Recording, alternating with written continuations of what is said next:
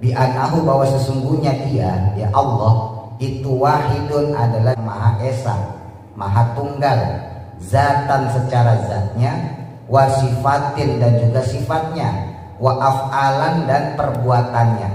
Nah, ini penting nih. Jadi kalau orang awam itu kan menganggap Allah itu esa dari sisi zatnya doang.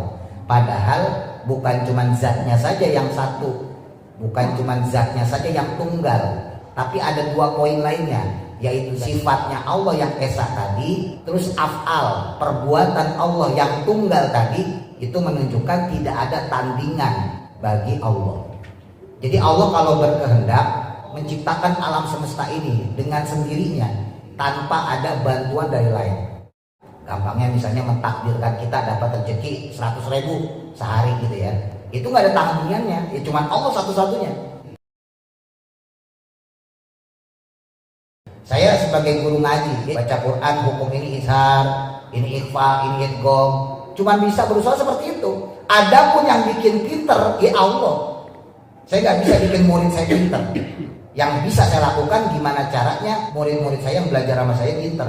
Tapi yang bikin pinter itu sendiri adalah Allah. Nah itu yang disebut la haula wala quwata illa billah. Kita cuma bisa berusaha supaya istri kita solehah. Kita cuma bisa berusaha bikin anak kita soleh. Siapa yang bikin solehah? Siapa yang bikin soleh? Ya tetap Allah. Makanya ketika kita marah, misalnya saya dalam hal ini sama murid kok bodoh banget, diajarin gak bisa-bisa. Seandainya kita sebel sama anak, terus kita sampai ngomong kayak gitu, dasar anak kurang ajar, berarti sama aja kita nggak terima dengan takdir Allah. Terus seakan-akan bahwa kita itu lebih hebat dari Allah, seakan-akan kita bisa mengubah tuh anak. Nauzubillah. Quran itu Pak, walaupun diturunkan kepada Nabi Muhammad ketika menjadi Rasul, tapi hakikatnya enggak. Quran itu sudah ada di Lauhil Mahfuz, karena Quran itu merupakan firman Allah. Nah Allah kan punya sifat mutakaliman, yang artinya maha berkata-kata. Jadi nggak bisa kita pisahin antara kalam dengan sifat. Kalam sendiri, sifat sendiri, Allah sendiri, nggak bisa. Memuliakan Quran berarti kita memuliakan Allah, mengagungkan Quran berarti kita mengagungkan Allah. Nah ini sambil nyaranin nih gitu ya, kepada bapak yang punya anak, punya cucu, seandainya ngaji di Quran, suruh bawa yang benar, latih dari kecil, bawa yang benar, dipeluk, supaya dia satu, takzim kepada Quran, memuliakan Quran yang merupakan firman Allah. Terus yang kedua, bangga dengan Quran.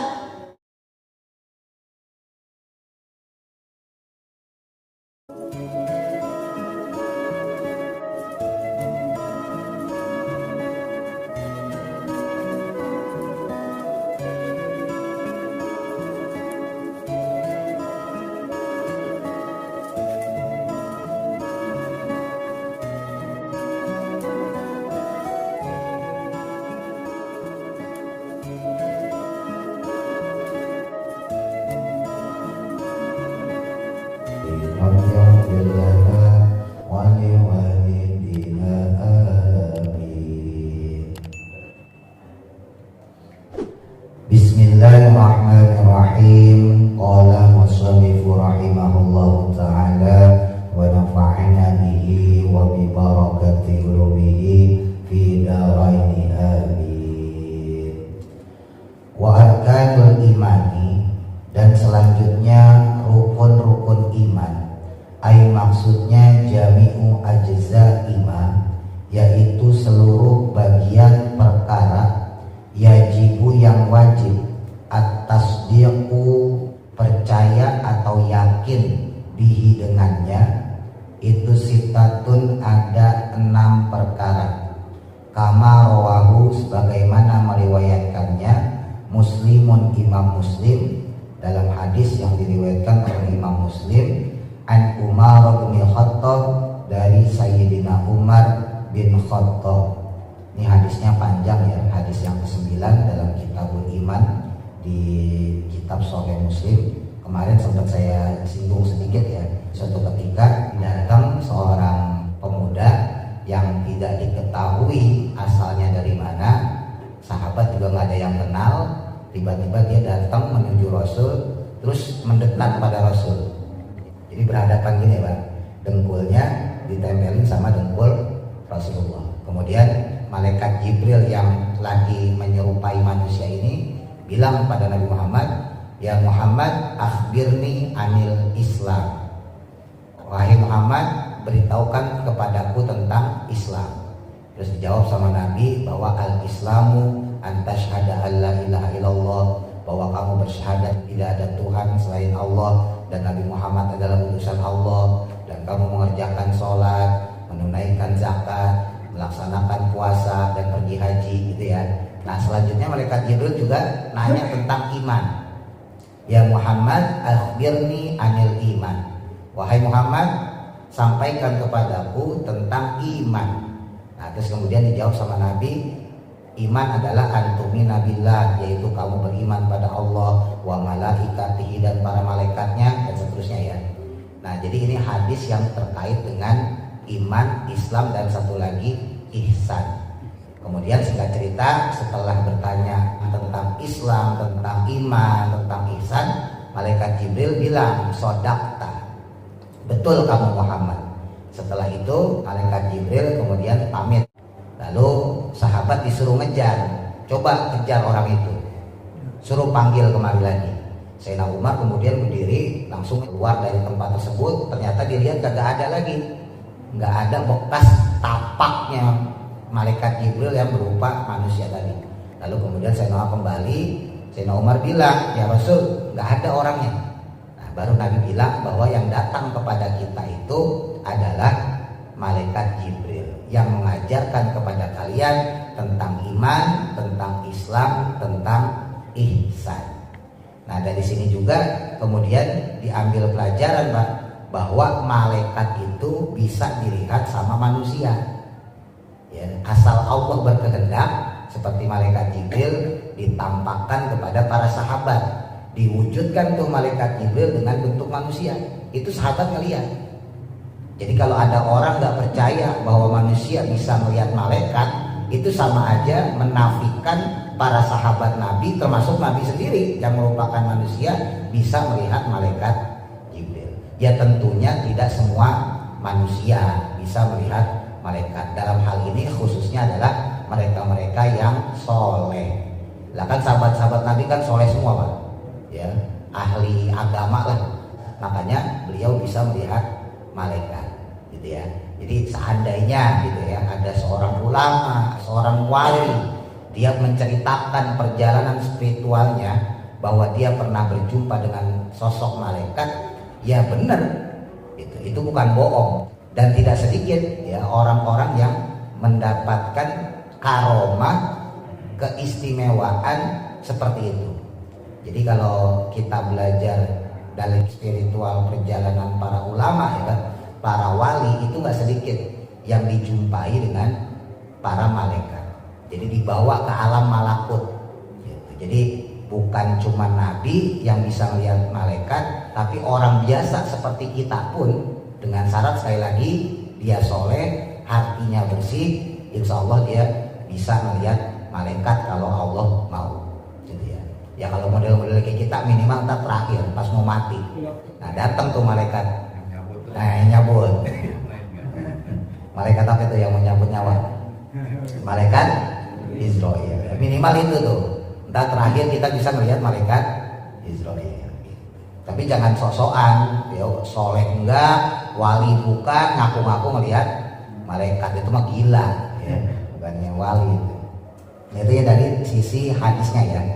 Nah kemudian disebutkan di sini yang pertama, antumina, yaitu yang pertama kamu beriman billahi kepada Allah, bi annahu, bahwa sesungguhnya dia ya Allah itu wahidun, adalah maha esa, maha tunggal, zatan secara zatnya, wa sifatin dan juga sifatnya, wa af'alan dan perbuatannya. Nah, ini penting nih. Jadi kita mengimani Allah itu bukan cuma nama, Pak. Tingkat keimanan kita mulai ditaikin. Jadi kalau orang awam itu kan menganggap Allah itu esa dari sisi zatnya doang. Padahal bukan cuma zatnya saja yang satu, bukan cuma zatnya saja yang tunggal, bukan cuma zatnya aja yang esa, tapi ada dua poin lainnya, yaitu dari sifat, lalu kemudian dari af'al. sifatnya Allah yang esa tadi, terus af'al, perbuatan Allah yang tunggal tadi, itu menunjukkan tidak ada tandingan bagi Allah. Jadi Allah kalau berkehendak menciptakan alam semesta ini dengan sendirinya tanpa ada bantuan dari lain. Gampangnya misalnya mentakdirkan kita dapat rezeki 100.000 sehari gitu ya, itu nggak ada tandingannya, ya cuman Allah satu-satunya tanpa ada bantuan dari lain gitu ya. Nah ini membuktikan keesaan Allah dari sisi sifat dan af'alnya. Qala ba'duhum, berkata sebagian daripada mereka para ulama, al-imanu, adapun iman billahi ta'ala, kepada Allah ta'ala, lahu, baginya, arkanun, ada rukun-rukun, arbaatun, yang 4. Jadi beriman kepada Allah sendiri itu ada 4 rukun. Yang pertama imanun, yaitu iman bil qudrati, dengan kekuasaan Allah ya. Lalu yang kedua wa imanun, dan beriman bil qadri, dengan takdirnya Allah. Lalu yang ketiga wa tabarri, dan membebaskan diri kita minal hauli, dari upaya, wal quwati, dan kekuatan atau kemampuan. Maksudnya menganggap bahwa diri kita lemah, itu juga bagian dari iman. Lalu yang keempat wal isti'anatu, memohon pertolongan billahi ta'ala, hanya kepada Allah ta'ala saja, fi jami'il umuri, dalam seluruh perkara. Kaza, yang mana demikian ini, fi awarif ma'arifi, disebutkan dalam kitab Awariful Ma'arif. Jadi ada 4 syarat kalau kita mengaku beriman pada Allah, Pak. Jadi yakin dengan kekuasaannya, yakin juga dengan takdirnya, lalu membebaskan diri kita dari segala kemampuan yang merasa bisa. Dan yang keempat yaitu memohon pertolongan hanya kepada Allah. Jadi jangan sampai kita ngaku beriman pada Allah tapi poinnya kurang. Satu misalnya tadi ya, masalah kekuasaan Allah. Jangan sampai kita nggak yakin dengan kekuasaan Allah. Kan maaf ya, seringkali bapak-bapak misalnya yang kerja, yang dagang, kita ragu dengan kebesaran Allah. Besok kira-kira saya kerja berhasil nggak ya, sukses nggak ya? Kalau yang dagang, besok saya dapat untung nggak ya? Jadi seakan-akan ragu dengan kebesaran Allah, nggak yakin dengan kekuasaan Allah. Itu juga secara nggak langsung membuat iman itu jadi berkurang. Terus yang kedua misalnya masalah takdir, kita ragu dengan takdir diri kita. Kita sekarang sudah jadi seorang ayah, atau mungkin kita jadi seorang kakek. Sebagian dari kita mungkin punya perusahaan, punya anak buah, ditugaskan sebagai pemimpin, tapi nggak percaya apakah bisa menjalani itu. Padahal itu sudah bagian takdir dari diri kita. Kadang-kadang kita sebagai bapak suka nyesel punya anak seperti dia, nauzubillah. Padahal itu bagian takdir lagi-lagi. Kadang-kadang kita sebagai suami nyesel punya istri seperti dia, nauzubillah. Jadi nyeselnya udah lama, udah bertahun-tahun nikah, udah punya anak baru nyesel. Nyesel gue punya bini lo, lah dari lu mana aja. Punya anak begitu, dasar anak, nyesel bapak lah. Dari dulu masih kecil gimana? Itu kan bagian takdir ya. Kecewa dengan hal tersebut berarti sama saja kita nolak takdir. Makanya nggak boleh. Terus yang ketiga tadi tuh masalah daya upaya kita, bahwa kita emang nggak mampu. Makanya disebutin dalam salah satu wirid itu kan la haula wala quwata illa billah, tidak ada daya, tidak ada kekuatan melainkan atas kehendak Allah atau atas izin Allah. Sehebat-hebatnya kita nih pengen ngedidik istri, pengen ngedidik anak, tetap kembalinya pada kekuasaan Allah, Pak. Kita cuma disuruh untuk ngurus mereka, ngasih nafkah kepada mereka, ngebimbing mereka. Adapun mereka jadi orang benar atau enggak itu sudah di luar kemampuan kita. Allah lah yang bikin mereka jadi benar. Allah lah yang bikin mereka jadi soleh. Kita sendiri nggak mampu. Ya seringkali kita itu suka ngeluh ketika udah berusaha, ya kita udah mendidik istri kita misalnya, kita udah berusaha keras mendidik anak kita, terus hasilnya mengecewakan, hasilnya nggak membahagiakan, terus kecewa dalam hati kita, nyesel, percuma saya ngurus istri, percuma saya ngurus anak. Nah ini nggak boleh.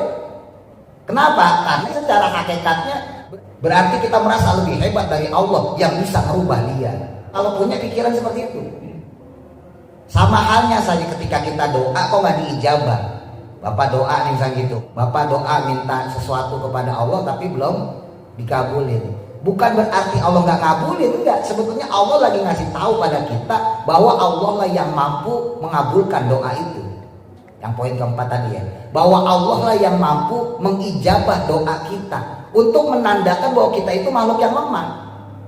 Kalau apa-apa kita diijabah, setiap doa dikabulin, setiap minta diijabah sama Allah, nanti akan ada kesan bahwa kita itu lebih berkuasa dari Allah. Ini secara tauhid bahaya. Makanya seringkali doa itu tidak diijabah sama Allah, untuk menunjukkan bahwa kita itu adalah manusia, bahwa kita itu adalah makhluk, bukan Tuhan yang menciptakan ya. Tapi seringkali dalam keseharian kita itu berlaku seperti Tuhan, pengennya perfect. Ini dalam segala hal ya Pak, ya termasuk saya lah misalnya gitu. Saya sebagai guru ngaji, ya cuma bisa berusaha. Ayo Pak kita belajar, ayo kita ngaji. Di rumah juga yang anak-anak kecil saya ajarin. Nih baca Quran, hukum ini ishar, ini ikhfa, ini idgham. Cuma bisa berusaha seperti itu. Adapun yang bikin pinter, ya Allah. Saya nggak bisa bikin bapak pinter. Saya nggak bisa bikin murid saya pinter. Yang saya bisa, saya berusaha gimana caranya bapak jadi pinter. Yang bisa saya lakukan gimana caranya murid-murid saya yang belajar sama saya pinter. Tapi yang bikin pinter itu sendiri adalah Allah. Nah itu yang disebut la haula wala quwata illa billah. Kita cuma bisa berusaha supaya istri kita solehah. Kita cuma bisa berusaha bikin anak kita soleh. Siapa yang bikin solehah? Siapa yang bikin soleh? Ya tetap Allah. Makanya ketika kita marah, misalnya saya dalam hal ini sama murid tuh bodoh banget, diajarin gak bisa-bisa, ya berarti sama saja saya mengeluh kepada Allah. Yang bikin dia bodoh itu Allah, bukan saya. Berarti saya nggak terima dengan takdir Allah. Berarti kita merasa lebih hebat dari Allah yang bisa merubah dia. Ya sama, seandainya kita sebel sama anak, terus kita sampai ngomong kayak gitu, dasar anak kurang ajar, berarti sama aja kita nggak terima dengan takdir Allah. Terus seakan-akan bahwa kita itu lebih hebat dari Allah, seakan-akan kita bisa mengubah tuh anak. Nauzubillah. Mudah-mudahan sih nggak ada, tapi ini buat jaga-jaga. Ya jangan sampai kita bertindak seperti Tuhan, yang apa-apa tuh serba perfect. Ya, itu termasuk ya kayak saya tadi ya, guru, itu termasuk Ustaz Ajis misalnya, cuma bisa musahain. Yuk bikin pengajian, ayo. Yuk bagusin musola, ayo. Masalah jamaah datang ke musola itu udah bukan masalah kita. Yang bikin orang berangkat ke musola, berangkat ngaji, ya itu hidayah dari Allah Pak. Musola mau tingginya 100 meter, mau AC-nya 80 biji, kalau Allah kagak ngasih hidayah, kagak berangkat ke musola. Gitu. Jadi kita nggak boleh ngeluh, musola udah bagus, ini orang paling kagak ke musola. Gak boleh ngomong kayak gitu. Kenapa? Berarti kita sama saja melawan takdir Allah. Ngajak ya tetap ya, ngajak punya tetangga, punya saudara, ayo ngaji, ayo sholat jamaah, tetap ngajak. Perkara dia mau ngaji apa kagak, perkara dia mau sholat apa kagak, itu udah urusan Allah. Apakah Allah memberikan hidayah kepada dia? Nah insya Allah kalau bapak punya pikiran kayak gitu, gak gampang kecewa, gak gampang sakit ya, karena kebanyakan pikiran. Kan orang kebanyakan pikir gituan, bini udah dikasih duit, dikasih mobil, dikasih kurang ajar kan gitu ya, anak udah di sekolah ini, jadi bawain pikiran ya. Yang bikin kita capek pikiran tuh begitu, karena kita tomat. Jadi pengen dapat pujian, pengen dapat imbalan dari orang lain, itu namanya tomat. Rakus terhadap pemberian orang lain, rakus terhadap balasan orang lain, itu tomat. Nggak boleh. Kita ngurus anak emang udah kewajiban kita sebagai orang tua. Kita nafkahin istri emang udah kewajiban kita sebagai suami kepada istri. Perkara istri nurut apa enggak pada kita, perkara anak nurut apa enggak kepada kita, itu bukan urusan kita, urusan Allah. Toh nanti yang ditanya di akhirat, apakah kamu mendidik istri kamu? Sudah ya Allah. Apakah kamu ngurusin istri kamu? Sudah ya Allah. Anak kamu gimana? Sama, sudah saya urus. Sudah kamu kasih nafkah? Sudah ya Allah. Selesai. Allah gak bakal nanyain, anak jadi kagak soleh begini. Lah kita tinggal balikin, lah kan yang minta itu kau ya Allah. Begitu Pak. Jadi yang dijadikan pertanyaan itu adalah apakah kita sudah ngurus mereka? Apakah kita sudah menafkahi mereka? Apakah kita sudah berbuat baik kepada mereka? Perkara mereka baik atau tidak, perkara mereka jadi soleh atau tidak, udah bukan urusan kita. Udah kita melenggang tuh masuk ke surga. Gitu. Anak yang sudah nikah gimana? Sama, anak yang nikah pun begitu. Secara moral memang kita ada keterkaitan sebagai orang tua ya. Seandainya bapak-bapak udah punya anak, udah nikah, sebetulnya tetap ada beban moral untuk nasehatin gitu ya. Tapi secara beban syariat udah nggak ada. Karena ketika anak sudah balik, dia sudah membawa dosa dan pahalanya sendiri. Makanya kenapa kita disuruh sama Nabi untuk ngajarin anak kan dari kecil. Wa'muru, perintahkan anakmu bisolat visa berisinin. Mulai 7 tahun udah mulai disuruh sholat. Wadribu, dan pukul dia fi isri sinin kalau dia sudah umur 10 tahun. Umur 10 tahun kok belum sholat juga nih, maka boleh dipukul. Ya tentunya bukan memukul menciderai ya, bukan memukul melukai, tapi memukul untuk memberikan peringatan. Dan kalau sudah balik, wafarikum fil maboji, pisahin tempat tidurnya.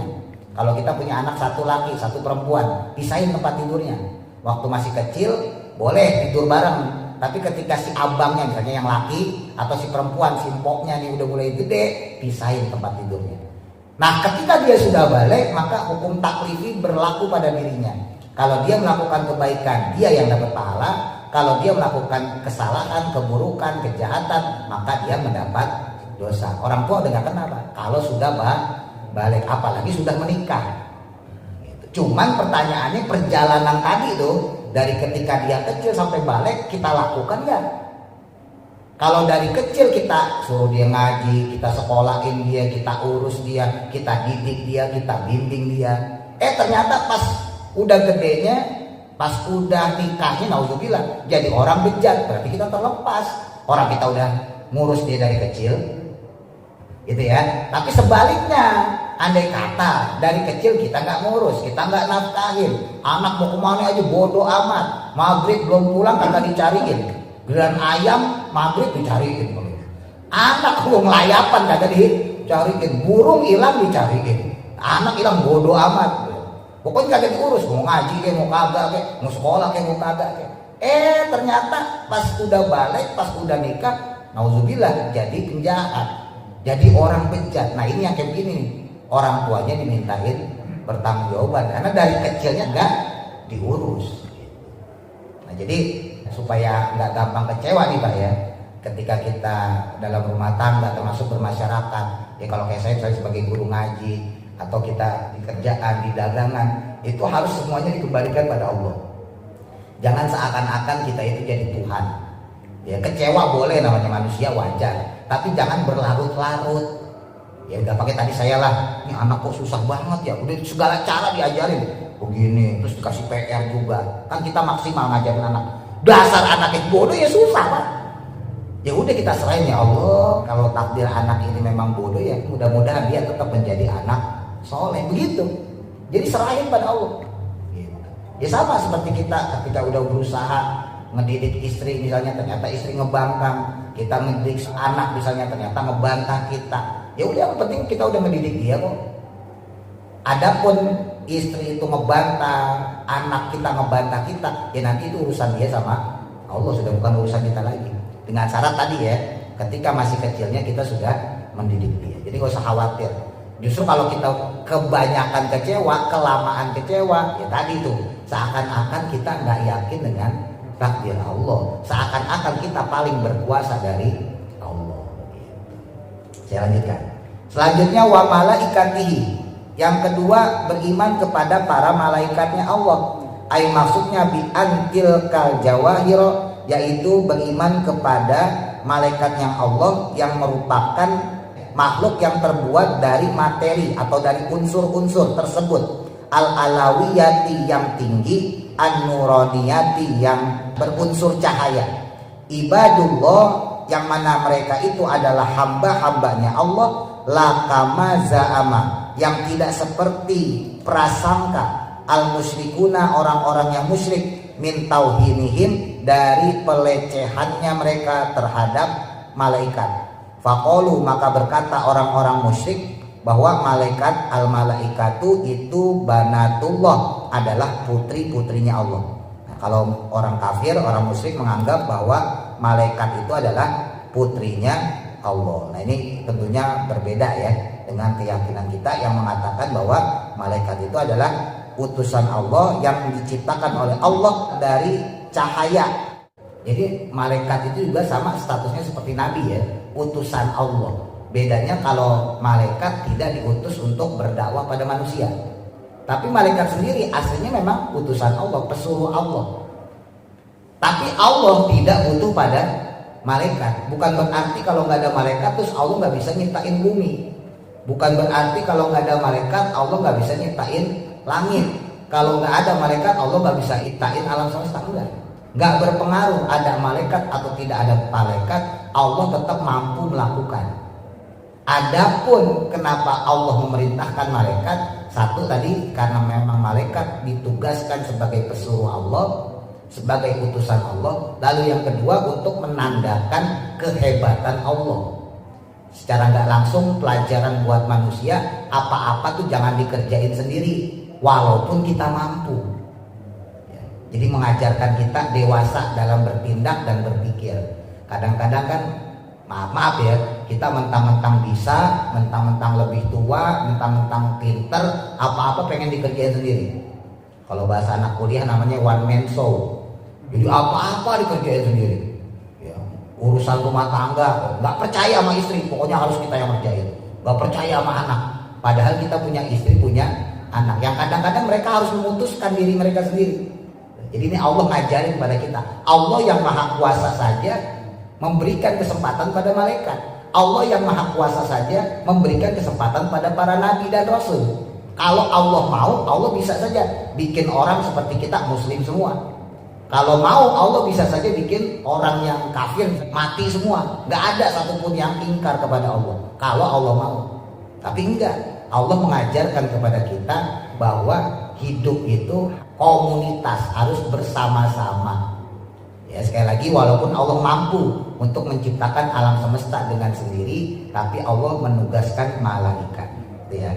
Terus yang ketiga, wa kutubihi, dan juga dengan kitab-kitabnya, beriman kepada kitab-kitabnya Allah. Ai maksudnya bi annallaha ta'ala, dengan bahwa sesungguhnya Allah Subhanahu wa taala itu anzala, menurunkan al-kutuba, akan kitab-kitab, ala rusuli, kepada para rasul, fil alwahi, dengan lempengan-lempengan, aulisani malakin, atau dengan melalui lisannya malaikat. Ya, jadi kitab itu ada yang dibentuk lempengan. Ya, seperti kitab Taurat itu konon itu lempengan, Bang. Ya, ketika Nabi Musa di Bukit Tursina itu mendapatkan Taurat, ya, itu isinya cuma 40 lembar. Kitab Zabur itu nggak banyak, kitab Injil juga nggak banyak, yang paling banyak ya Quran, gitu ya. Nah, sementara kalau Quran itu dari sisi penyampaian wahyu, ya, itu pengertian kitab suci Al-Quran itu adalah wahyu yang diberikan oleh Allah melalui perantara malaikat Jibril. Makanya Nabi waktu hidup itu melarang sahabat-sahabat untuk menulis ucapan beliau. Ya, nggak boleh karena takut tercampur sama Quran. Beda sama Quran. Quran ketika turun, ya tentunya seperti yang kita ketahui bersama, turun kepada Nabi modelnya macam-macam ya. Ada kalanya Nabi merasakan getaran yang sangat kuat, sangat dahsyat sampai menggigil badannya. Dan itu yang pertama kali dilakukan oleh malaikat Jibril ketika turun ayat pertama, ya, Iqra bismi rabbikal ladzi khalaq, itu ya, sampai 5 ayat. Terus kemudian Al-Muzammil, ya. Tapi ada juga kalanya Nabi itu seperti orang tidak sadar, tiba-tiba dapat wahyu. Ada kalanya Nabi mendengar seperti suara gemerincing lonceng.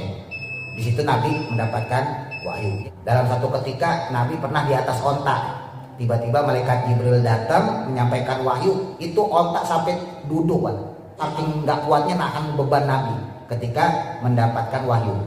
Ya, jadi banyak sekali tata cara malaikat Jibril meneruskan firman Allah tadi, ya. Nah, ala kulli hal, setiap Nabi dapat wahyu, itu sahabat selalu disuruh nulis. Ya, sahabat-sahabat yang bisa nulis tentunya. Karena nggak semua sahabat bisa nulis, Pak. Nabi sendiri disebut Nabi Ummiyi, Nabi yang tidak bisa baca, tidak bisa nulis gitu ya. Tapi jangan lupa kemarin sempat saya singgung, jangan dianggap itu sebagai aib ya. Justru Nabi nggak bisa baca, nggak bisa nulis itu menjadi kelebihan Nabi. Berarti Quran itu otentik, asli, orisinil, bukan buatan Nabi. Kalau Nabi bisa nulis pasti udah ditambahin kan gitu. Berhubung Nabi nggak bisa baca, nggak bisa nulis, jadi Nabi nggak nambahin. Terus yang kedua, di zamannya orang nggak bisa baca, nggak bisa nulis sudah biasa. Jadi nggak usah kaget. Kalau sekarang iya, orang kok nggak bisa baca, nggak bisa nulis. Iya zaman sekarang. Zaman Nabi, nggak usah zaman Nabi, zaman bapak ibu kita, kakek nenek kita masih banyak orang kagak bisa nulis. Jadi nggak usah kaget ya. Nah balik lagi, Nabi itu kemudian memerintahkan sahabat-sahabat yang bisa nulis, ayo kumpul, tulis, simpen. Ya, datang wahyu lagi, ayo tulis, simpen. Begitu terus. Makanya Nabi melarang sahabat ada yang menulis ucapannya. Mulai adanya pengumpulan naskah atau teks hadis Nabi itu ketika di masa tabi'in. Makanya ketika Sayyidina Abu Bakar menjabat, yang pertama dibentuk adalah panitia penulisan Quran. Membentuk suatu dewan formatur lah, mengumpulkan ayat-ayat Quran yang sudah dicatat para sahabat, diurutin. Di zaman Sayyidina Umar belum kesampaian, di zaman Sayyidina Utsman kesampaian tuh bikin Quran dalam satu kitab gitu ya. Tapi saat itu belum ada harokatnya, belum ada titiknya. Jadi kalau yang bukan orang Arab bedain ba sama nun bingung. Ba titiknya di bawah, nun titiknya di atas, dia bingung nih mana ba mana nun. Bedain sama tak bingung deh, mana nih ba nun tak. Bedain antara sin sama shin bingung orang, gak ada titiknya. Nah baru di zaman Sayyidina Ali dibikin titik, ba dikasih titik, nun dikasih titik, tak dikasih titik, shin dikasih titik, dal sama da dibedain dengan titik, ro sama zai dibedain dengan titik, jim sama kho dibedain titiknya juga sama ha, dan seterusnya ya. Jadi itu baru ada di zaman Sayyidina Ali.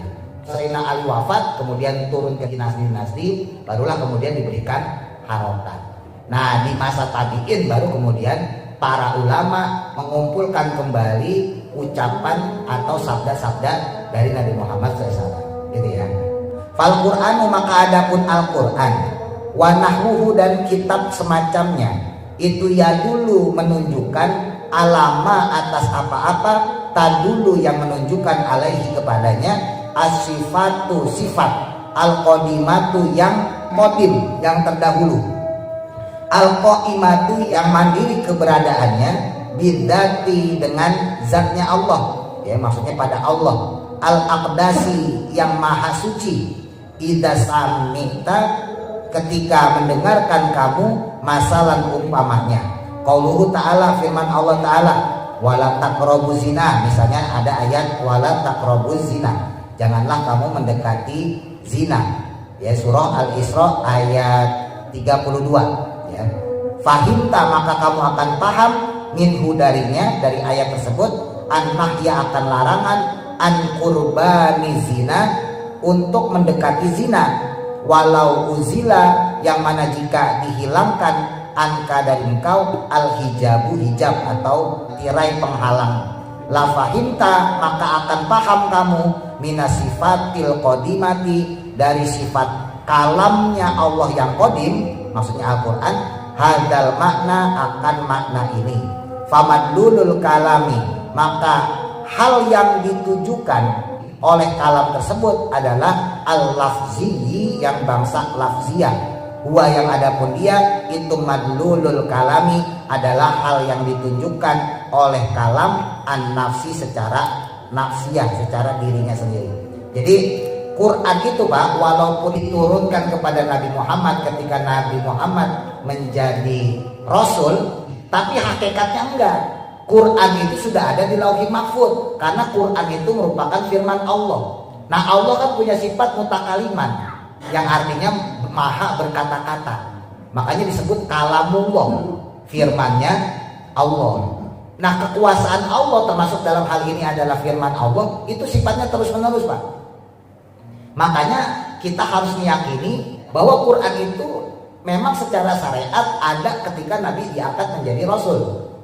Tapi secara hakikat Quran itu sudah ada jauh dari Nabi Muhammad belum diutus, bahkan jauh dari sebelum alam semesta ini diciptakan, karena itu merupakan firman Allah. Makanya di dalam akidah kita Ahlussunnah wal Jamaah, firman Allah itu dengan Allah itu adalah satu kesatuan. Jadi nggak bisa dipisahkan antara Allah dengan firman-Nya. Saya ulang ya, ini karena akidah. Dalam paham kita Ahlussunnah wal Jamaah, antara Allah sebagai Tuhan kita dengan firman-Nya, yaitu ucapannya berupa Quran dalam hal ini ya, maupun kitab sebelumnya yaitu Zabur, Taurat dan Injil, itu nggak bisa dipisahin.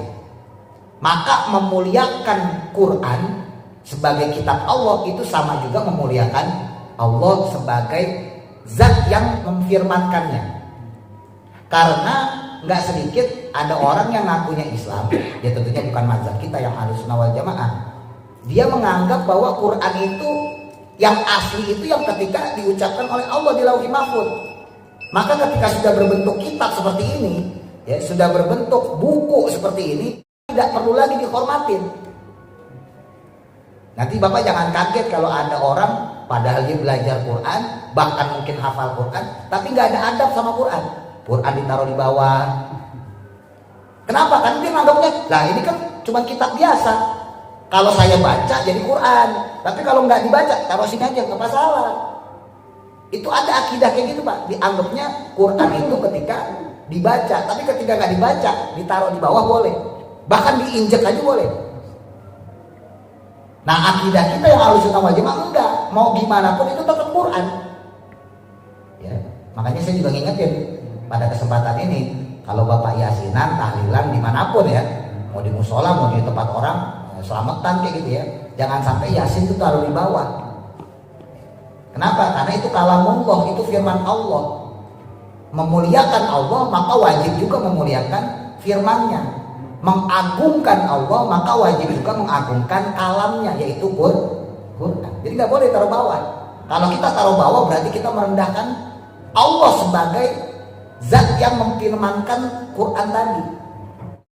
Ada orang yang ngaku muslim tapi memisahkan Allah ya Allah, firman ya firman. Jadi terpisah. Firman itu dianggapnya terpisah dari Allah sebagai Tuhan.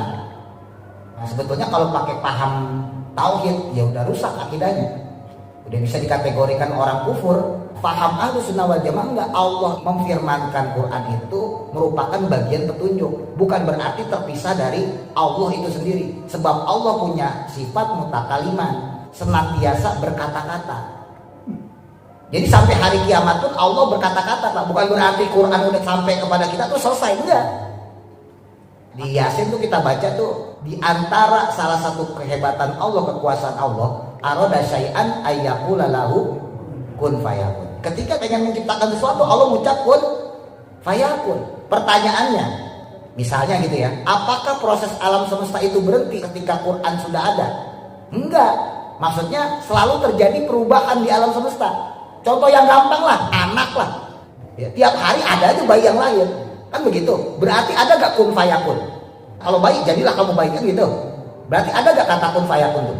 Ada. Setiap hari ada orang mati. Berarti ada gak kun fayakun? Ada. Setiap hari ada orang yang sakit. Berarti ada gak kun fayakun? Ada. Sampai hari kiamat, benar Pak.